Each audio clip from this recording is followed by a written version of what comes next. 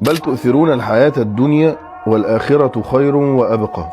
طيب تؤثرون يعني تفضلون، يعني انت بتفضل الحياة الدنيا. طب ثواني كده معلش، واحدة. والآخرة خير وأبقى، فيها تو اوبشنز مش موجودين في الدنيا.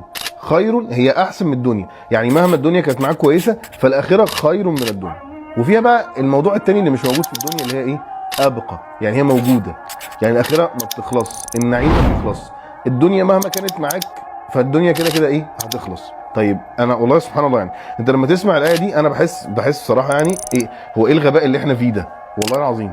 يعني اخره خير وابقى وبرضه ماسك في الدنيا. طب ليه يا ابني ماسك في الدنيا يا حبيبي؟ بص بقى، هو حاجه من الاثنين، يا اما انت لسه ما تعرفش المعلومه دي وانا لسه قايلها لك دلوقتي ان الاخره خير وابقى، يا اما انت مش مصدق. اصل بعد ما تعرف المعلومه دي ازاي ما بتعملش للاخره؟ والله العظيم سبحان الله القران منطقي جدا، اللي هو يا حبيبي في دار اخره احسن من اللي انت فيها دي مليون مره، لا تقارن بيها.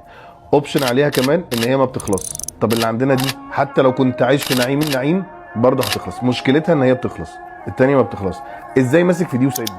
والله العظيم معلش راجع نفسك في الموضوع ده، تحس ان انت في منتهى الجهل بعد الايتين دول.